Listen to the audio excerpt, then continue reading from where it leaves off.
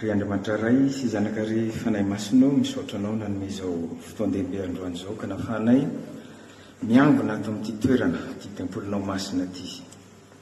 Jesosy Kristy Tompo, misaotra anao koa amin'ny fandiovanao anay isan'andro fa na dia mpanompo tsy mendrika ary zahay nandova ho tasieloka tamin'ny Adama sy Eva dia tsy sasatra anao mandio anay manoty isan'andro zahay fa fona aminao Jesosy mangataka famela-keloka sy famindrapo aminao. Hiteny eto amin'ity tempolinao masina ty ny tenako Jesosy Kristy Tompo dia mangataka mba ho ny teninao no mipetraka ao molotro ary ny fanahinao masina no ao amin'ny foko amin'ny anaranao masina manankeravy any Nazareta no anaovako zany vavaka sy ataka zany saotra Tompo. Amen.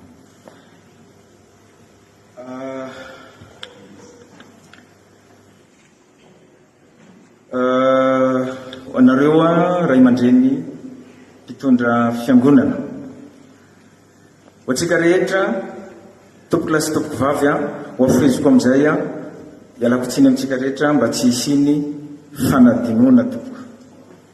Ny voalohany teny dia ny fisaorana an'Andriamanitra noho ny alehiben'ny fitiavany sy ny famindram-pony ka nahavory sy nampitambatra atsika tao anatin'izao sorona masina izao.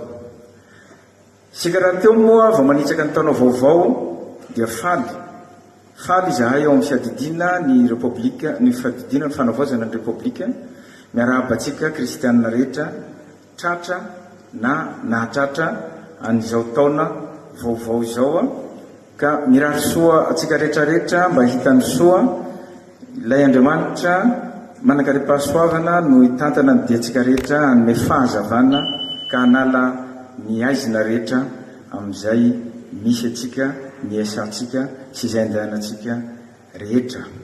Izao fotoam-bavaka ny rahantsika izao dia natao hanamariana manokana ny fanokafana ny herinandro fiaraha-mivavaky ny mpino maneran-tany ho an'ny taona 2024 no sady ivo ny fankalazana ny 570 taona ny fiangonana kristianina eto Madagasikara.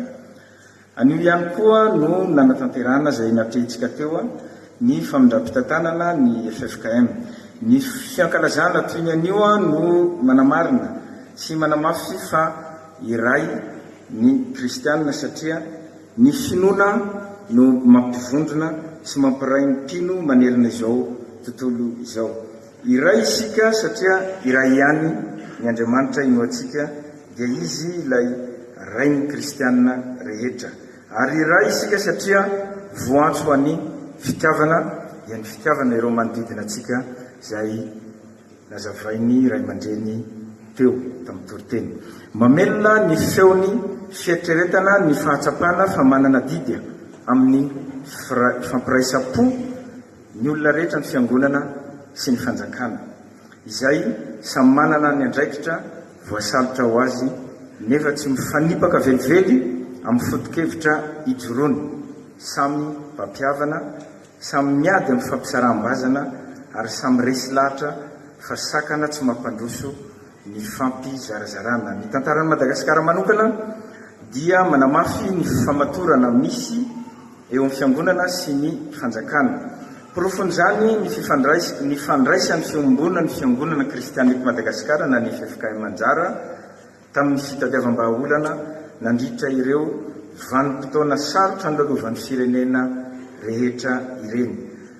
Ary ny fandraisana ny FFKM ko ray aman-dreny ampanahy ekeny be sy ny maro fa afaka mampifandray ny ankolafikely rehetra ary azo itokisana fa tsy andany na amin'iza dia mbola mitoetra mandraka ankehitriny. Manaraka izany samy atosiky ny fitiavana ny mpiarabelona na ny fiangonana na ny fanjakana.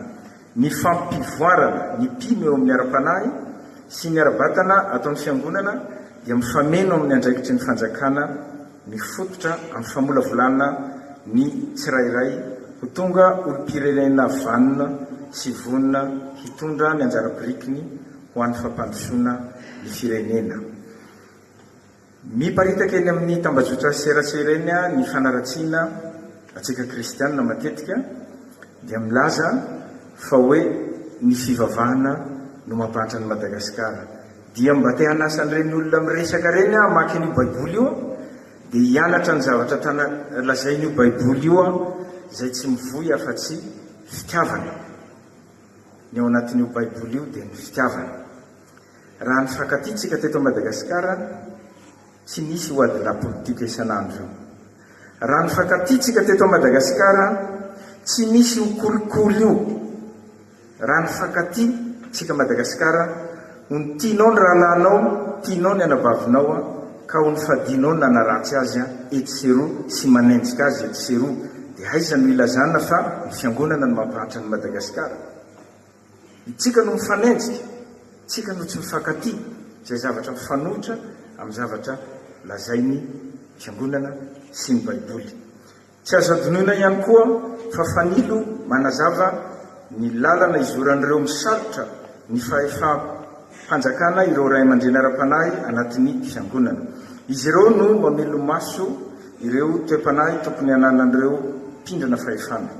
Satria zava-poana ny fahefana tsy misy fahendrena ary fahalovana ny fahefana tsy arahana fahamendrehana. Anjaran'izy ireo ihany koa andaniny ny mampatsiahy ireo mpindrana fahefana ny amin'ny adidy sy ny andraikitra miandry azy ireo eto amin'ny tany sy ny firenena ary mitondra ambavaka azy ireo mba olombanina mandrakarivana-reo ray aman-drenisany.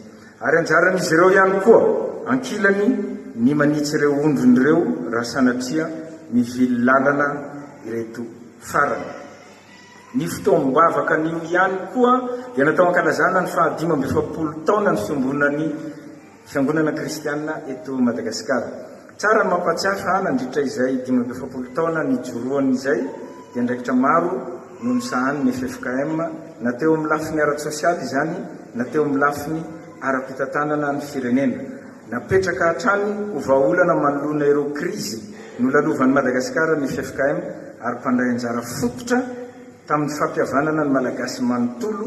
Ankehitriny dia mbola betsaka ireo adidy miandry io rafitra io ka isan'ny lehibe amin'izany ny fitarihana ny kaomity mpandrindra ny fikaonandoha-pirenena ahafahantsika mametraka ireo fehi-kevitra hoety manavao ny Republikany Madagasikara. Koa mitoboka aminareo ray aman-dreny am-panahy filoham-piangonana 4 amin'ny rahalahy agny ato anatin'ny FFKM ianareo mandrafitra ny birao fohy be sy ny komity ny fankalazana izao fa 570 taona izao ho tsimbin'Andriamanitra hatrany ianareo ho tafian'ny hery sy tanjaka ary fahasalamana ho tolorany lalan-tsaina sy torohevitra hatrany amin'ny fitariana anay ondrinareo sy ny fikatramba-olana ho an'ity nosy malalatsika ty mikasika ny fikaonandoha-pirenena indrindraindrindra dia manantena anareo zahay vahoaka malagasy anisany zay filohan'ny fanavaozana aoka mba olona tena tia tandrazana ny olona apetrakareo ikarakara azy io aoka mba tsy olona hisafidy lalana hafa geny meloa mba hisarotra ny fahendrenareo amin'ny rahalahy nareo 4 amin'ny rahalahy zay olona isolo-tenanareo anaon'io mba tsy vilana lala hafa ny zavatra tao. Ny fikaonandoha-pirenena mahafikaonandoha-pirenena zay dia iarahana ny manapa-kevitra zay tapa-kevitra iarahana eo dia hevitra iarahantsika malagasy rehetrarehetra fa tsy hevitry nay miaramila fotsiny ohatra na hevitry ny fiangonana fotsiny na hevitry ny fiarahamonina pirenena fotsiny na hevitry ny mpanao politika fotsiny na hevitry ny tanora fotsiny fa hevitry nyreo mitambatra no avoaka tondra nyty Madagasikara ty rehefa vita ny fikaonandoha-pirenena. Ho totosa antsakany sy andavany anero hoetsika hoentina hanamariana manokana an'ity fitsingerenan'ny taona fa 570 ny FFKM ty. Farany ny fitoam-bavaka an'io ihany koa no natanterana ny famindram-pitantanana ny FFKM zay natrehintsika teo eo amin'ny filoham-piangonana Eglizy Katolika Apostolika Romanina na ny kara sy ny eklezia episkopaly malagasy na ny EEM koa ao anatin'izany dia tsy hay